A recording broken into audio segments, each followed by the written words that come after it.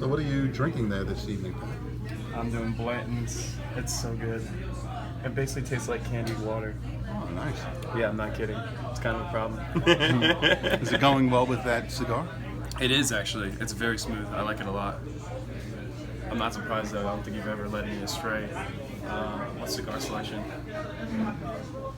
Hello everyone, Don Antonio from the Cigar Castle, and we are located in Tampa, 56th Street and Fowler Avenue, and we have more open boxes than anyone else in Tampa, over 1,200 open boxes for you to select your cigar from. And tonight I'm here with Patrick. Patrick's been a customer at the Cigar Castle here for 2 years on now, and he's one hell of a guy. Patrick, thank you for being on Don Antonio. All right. Now, Patrick, I think you're smoking the Futuro there. It's 100% Corojo Nicaraguan. It's a 98.99 tobacco that was made in collaboration between Casa Fernandez and Warped. And only Class 9 Cuban rollers were used on that project. And if my memory recalls correctly, it was between 15,000 and 20,000 produced, and that was it. I'm smoking the Viaje Candy Cane Holiday Blend from 2016. So Patrick, tell us a little bit about your experience with your first cigar, when that was, and how it was. Okay. How Well, did you pick it out? basically my first experience just came because I always had an interest in smoking cigars, but I knew nothing about them. So the first couple times that I went to smoke them, I would just pick whichever one I thought looked the most like what I'd seen in an old Italian movie. So naturally they would be too heavy and too much for me, and I just kept on, I guess, trying, and I wasn't enjoying them. Then I came here one day, you were working, and you started to take me on a cigar journey.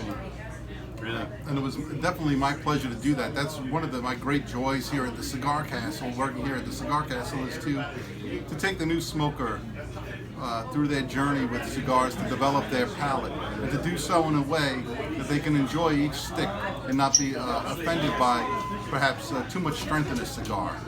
So I think one of the first cigars I recommended to Patrick was the Rocky Patel 7-year 1999. From there we went, I believe, to Avo XO and the H2K Connecticut by Garcia, my father's cigar. All great cigars that you enjoyed, yeah? Oh, for sure, for sure. It just completely opened me up for smoking cigars from there, because then I knew I could just trust you to know exactly where we were going to go as we smoked them. Oh, thank you, Patrick. And another thing we did is, after he kind of got used to the more mild profiles, we went to a mild medium to almost medium with the Leap by Oscar Sumatra. Yeah, which was an incredible cigar. Right. I probably smoked like 10 of those for in a row for the next couple weeks. Because you were ready for it, it had a little bit more flavor, Yep. and the experience was amped up a little bit, and you really enjoyed it to the point that you kind of fell in love with it for a little while. Oh yeah, I craved it. Which there's nothing wrong with doing that with a cigar. So when I first started, how did I smoke a cigar? Like I used to see them do in the old black and white movies, the gangsters, puffing away, getting that orange going, getting the cigar way too hot, acrid and bitter on the palate, and I didn't know why the hell people smoke these things. But in time I learned.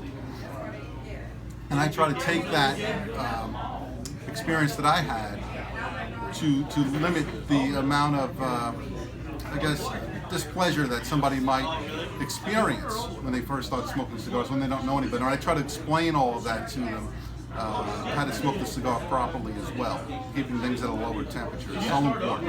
And you know, without being informed like that, to be honest with you, I probably would have never started enjoying cigars, because when you don't know, and you don't know how to pick a cigar, you don't know what your palate is like, you can easily overload yourself like maybe a quarter of the way into the cigar. So that definitely helped learning that. And so one of the things that happened to you, Patrick, I think when you were smoking the Viaje Skull and Bones of the little boy, it might have been a little bit too much nicotine, and you felt that maybe it got you a little bit upset? A little lightheaded, a little nauseous, and I was just like sitting there like, whoa, this is not something that I was necessarily ready for. And then, of course, I came back and wanted it again. It was a case of really like one toke over the line. Yes, yes. So do you do you feel that if a smoker starts to feel that way, that you recommend that they put the cigar down at that point, at least for a little while, and maybe have a glass of soda, as sugar helps to take the nicotine out of the bloodstream? Actually, yeah, I would recommend something like that. And I think one of the big things that I had to learn was knowing when a cigar is done, and knowing that it doesn't mean the cigar is physically done. You might just you're done with the cigar when you're done with it, not when it's done burning, which is another thing that you taught me, and it helped me a lot with smoking cigars. And that Patrick, is exactly right. There's no obligation to smoking the whole cigar. It truly is done when you're done with it. So my cigar that I'm smoking now, down to this point, it's kind of losing its profile. It's turning a little bit bitter here for me, so that will be the end of it. There's no reason to relight this cigar. If I desire more, I'll go grab another one and enjoy another cigar in a bit. But until some cigars, I should mention rather, that you could burn them all the way down to the nub, and I'll even kind of hold it in this way. I've seen people use picks, little metal picks, so they pierce the cigar and they turn it that way. But I just kind of crunch it up in thumb and middle finger and smoke it in that way.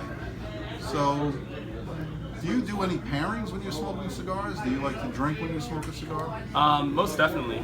So what I like to do is like pick out like a bourbon or a scotch that I think is going to go well with the cigar that I'm smoking. Fortunately today I have the Blanton's, like we were talking about in the beginning, and it's very light, very sweet, very mild, so it doesn't overpower my palate whenever I go to smoke the cigar, but it does enhance some of the sweetness in the tobacco when I smoke it. So what I'm going to have Patrick do here is take a nice draw on that cigar, maybe do a little bit of a retrohale on it, and I'm going to ask him if he experiences, like I have on so many Nicaraguan Corojos, if he got some spiciness when he took the smoke in, with some spicy sweetness and cream when he exhaled. Oh, that was absolutely. As soon as I took the first hit off it, I could almost taste like a pepperiness, a little like kick in the cigar when I hit it. And I'll be honest with you, it just kind of like become more mild as I smoked it, and the flavors are really going together very well.